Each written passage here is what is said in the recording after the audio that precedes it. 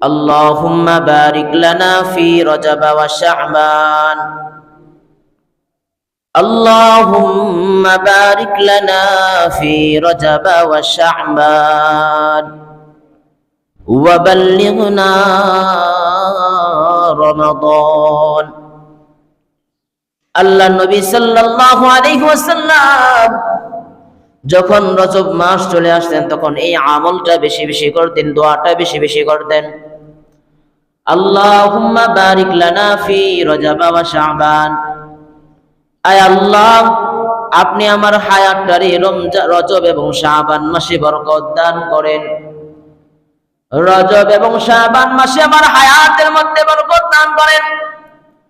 ওয়া বাল্লিগনা রমাদান, এবং আমার হায়াতটারে রমজান পর্যন্ত পৌঁছা দেন।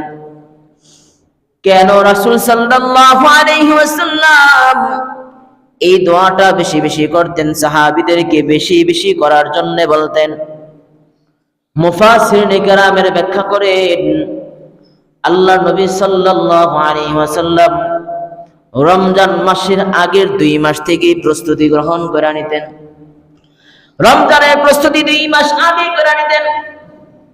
দুনিয়ার জমিনে আমাদের একটা নিজাম, আমাদের একটা থিওরি, যে যত গুরুত্বপূর্ণ কাজ হোক সেই গুরুত্বপূর্ণ কাজটা করার জন্য আমরা কয়েক মাস আগ থেকে প্ল্যান প্রোগ্রাম করি। কথা বলেন ঠিক কিনা?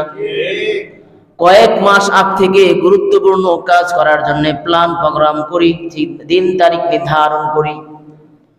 আল্লাহ নবী সাল্লাল্লাহু আলাইহি ওয়াসাল্লাম বলে, বান্দা দুনিয়ার কাজ করার জন্য, দুনিয়ার কাজ মানুষের নিকট যত গুরুত্বপূর্ণ হয়, মানুষের নিকট যত প্রাধান্য পায়, যত বেশি তার প্রস্তুতিটা তত আগ থেকে শুরু হয়ে যায়। আল্লাহ নবী সাল্লাল্লাহু আলাইহি ওয়াসাল্লাম বললেন, রে উম্মত, তোমরা দুনিয়ার কাজ করার জন্য মাসকে মাস, মাসকে মাস আগ থেকে প্ল্যান প্রোগ্রাম সুন্দর করে সাজাও। তোমরা আমলের ব্যাপারে এত অবহেলিত, এত অবহেলিত। রমজান মাস তোমাদের সামনে চলে আসে, যে রমজান মাসটা হলো আল্লাহ পাক রব্বুল আলামিনের মাস, যে রমজান মাসের ফজিলত অন্য যত 11টা মাস আসে সবগুলি মাস থেকে বরকতপূর্ণ ওয়ালা মাস। যে রমজান মাসটা অনেক গুরুত্বপূর্ণ মাস, রমজান মাস অনেক গুরুত্বপূর্ণ মাস, যেই মাসের মধ্যে কোনো বান্দা একটা নেক আমল করলে আল্লাহ পাক রব্বুল আলামিন তার আমল নামায় 70টা সওয়াব লেখা দেয়। বলেন সুবহানাল্লাহ। আল্লাহ পাক রব্বুল আলামিন একটা আমল করার বদলতে বান্দার আমল নামায় 70টা সওয়াব লেখা দেয়।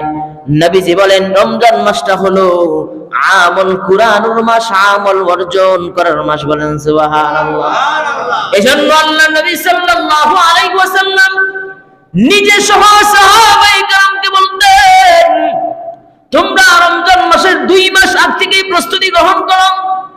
আর সাহাবীদেরকে একটা দোয়া শিখিয়ে দিতেন, আল্লাহুম্মা বারিক লানা ফি রজব ওয়া শাবান ওয়া বাল্লিগনা রমাদান, আয় আল্লাহ আমাদেরকে রজব এবং শাবান মাসে বরকত দান করেন, এমন বরকত দান করেন যাতে করে রমজান মাসে আমরা দুনিয়া কামাই করার জন্য আমরা যেন আমাদের নেক আমল কম করা না লাগে। আল্লাহ দুনিয়ার পিছনে আমাদেরকে রমজান মাসে ফেলা দেন না, বরং আমাদেরকে রজব এবং শাবান মাসে বরকত দান করেন।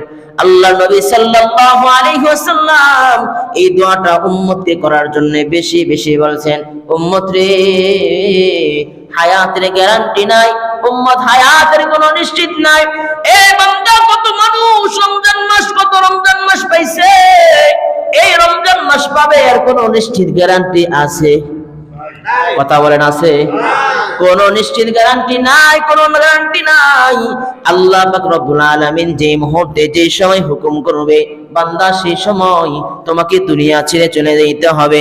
এজন্য আল্লাহ নবী বলেন, তোমরা রজব মাস থেকে বেশি পরিমাণে দোয়া করো, রজব এবং শাবান মাসে এত পরিমাণে তোমরা বরকতের জন্য দোয়া করো, যেন তোমাদের হায়াত আল্লাহ রমজান পর্যন্ত পৌঁছে দেয়। বলেন সুবহানাল্লাহ।